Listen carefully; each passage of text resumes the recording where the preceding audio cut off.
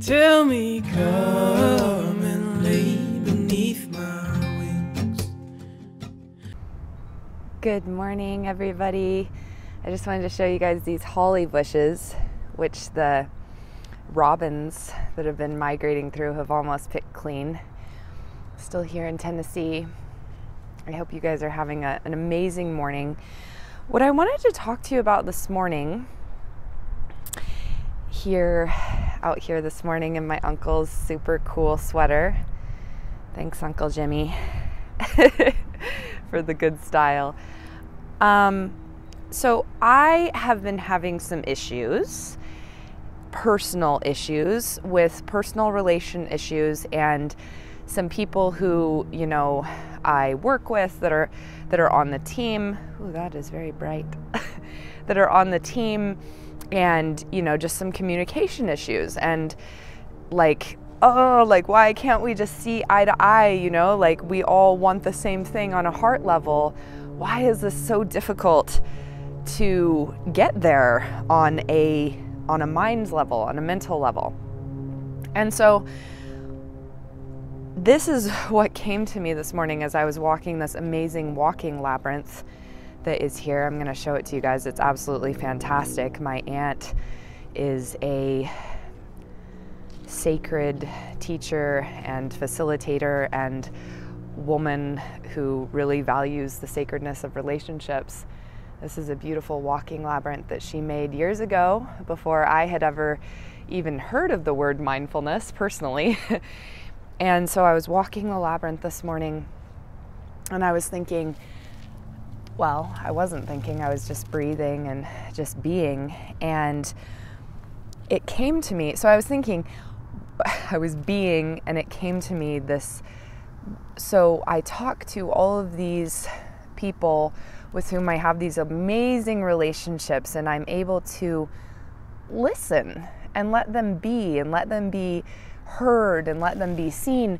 And so why am I having so much trouble doing that in this situation?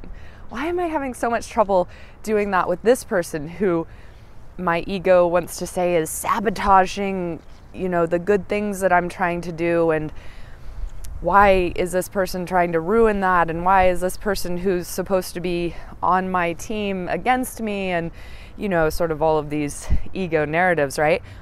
What I realized in that moment was, oh, with all of these other people who I have these relationships with and who I'm able to listen to, I don't think that I know what outcome is best. I don't have a set expectation of what the best outcome is. And so I'm able to just let thy will be done, right? The will of the larger self, the will of, whether the will of God, the will of the universe, the will of love, the will of my capital S self instead of my little s self, the will of my eternal self instead of my temporal self, or whoever's, you know, the one eternal self, rather than these apparently many temporal selves. And that was when it really came to me. It's like, okay, so the problem here with this person is just that your little self, my little ego, thinks that she knows what's best. And I'm getting in my own way in that way. I'm not letting thy will be done because I'm so sure that I know what's best, right? Here, that's nice, a little bit more shadow. So thy will be done comes so easily when our little ego selves get out of the way and don't think that we know what's best. And it just really came to me like, oh, if I just accept that thy will, again, of the capital S self, of source, of love, of all that eternally is, of the big picture, if I let that be done and get my will, little case m, little ego, out of the way, then the same thing that seems to happen in all of these other people that I'm able to support and help and love and be there for, and let them figure it out. Let thy will be done, and just be there to listen and see. I will be able to do that with this person too if I stop thinking that my little self and ego knows the best outcome. If I stop trying to have my will be done. Because that's the difference, is that I have this way that I think it should be, my little self, my little ego. That's the difference. Whereas when I'm able to be here as love and show up for thy will to be done in these other relationships, I don't think that I know the best answer. I'm just there to witness. I'm just there to let divine love channel through me to be here.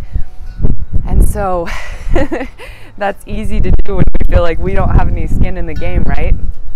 The question just becomes, can we let thy will be done when we think, I just want a little grounding here. Can we let thy will be done when we are more attached to what my will or outcome or expectation is? Because that's where the real practice is. That's where we really get to see the magic. Like, the whole point is, thy will can't be done here because you keep thinking that my will, my little ego will, is what's up. And it's not. And it's not. So can I have this same grace? Can I have this same grace? Uh-oh, I'm making the dogs bark.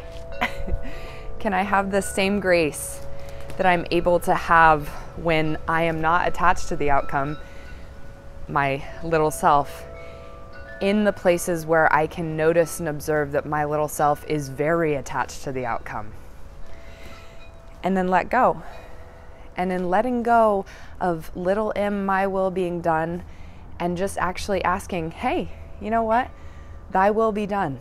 Thy will be done, because I, little I, don't know. And I, big I, eternal I, forever I, does. So I hope that helps you guys.